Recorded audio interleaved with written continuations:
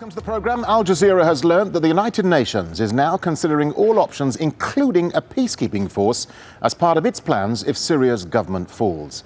The UN always anticipated playing a humanitarian role, but now it concedes it may have to go beyond that, as most countries have shown little interest in getting involved. Aljazeera's diplomatic editor James Bays has our exclusive report. At the UN, hundreds of staff have been working on secret contingency plans.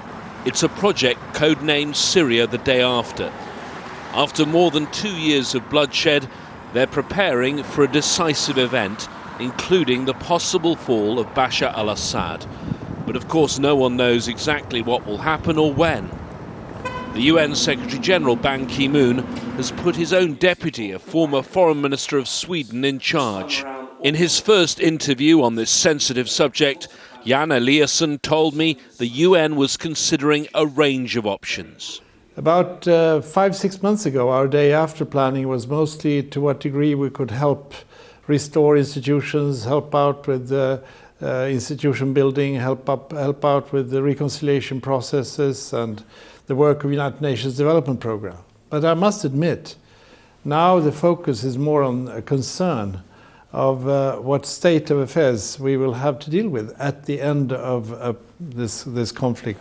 After the occupation of Iraq and the invasion of Afghanistan, there's little appetite in the US or NATO to take a key role in stabilizing Syria. The UN looked like the only option. I know that we are pretty much the only show in town, but with the help of enormously skillful non-governmental organizations and the ICRC, the Red Cross, and also the Syrian Red Crescent to help people. And in that respect, sadly, we are almost the only show in town. The UN already has a mission in neighbouring Lebanon, as well as embattled peacekeepers in the Golan Heights. The UN monitors, who were briefly inside Syria, left their equipment in storage in Beirut. Extra supplies and resources have been pre-positioned from these missions, and they could be used for new operations inside Syria. The UN has troops in Lebanon which could provide part of a peacekeeping force. But if you needed to rush thousands of soldiers into Syria, frankly, the only way to do that would be to get Turkey to deploy military units south across the border. Turkey would want a UN mandate for that, and it would want assistance from its NATO allies.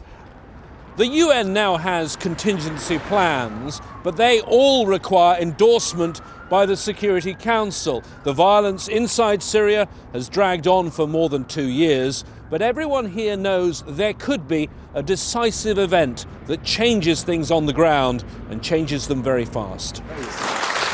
Even if Assad eventually falls, there's no certainty that the Security Council, which has been deadlocked throughout the Syrian uprising, would agree to a new mission inside Syria. Even if it did, the discussions, debates and eventually a vote are part of what is normally a slow-moving process.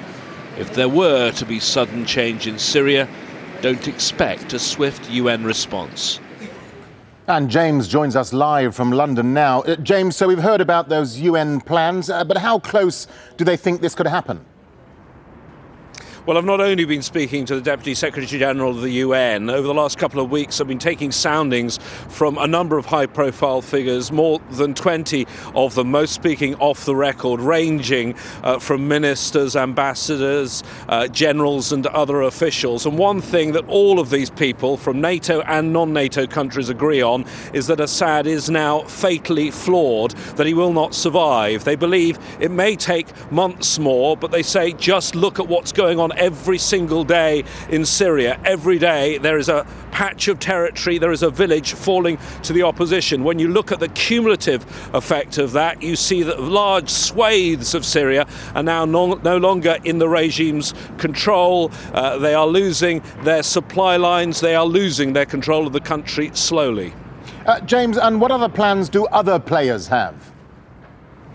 Well, I've been speaking to quite a few people, including Western sources, who are telling me the politicians are telling the truth when they say they've given no orders to intervene in any way in Syria. What that means, though, is that the military planners are having to second-guess their politicians because they assume at some point the order will come from on high. I can tell you there are military units in the United States that have been doing chemical warfare training. They're very worried about those chemical munitions, but I'm told that those are spread out all across Syria, and if you had to recover them, it would be extremely difficult. It would require a lot of troops. I'm told by one official it would look very much like an invasion. It's not just the chemical warfare they're concerned about, those chemical warfare units that the Syrians have. It's also about the rest of the region. It's about the stability of Lebanon and Jordan, and it's also what the other regional players will do. I'm told by reliable sources that the Turkish military have contingency plans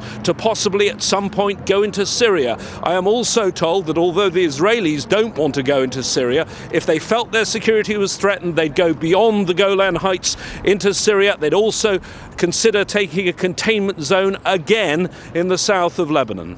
James Bays there in London. James, thank you.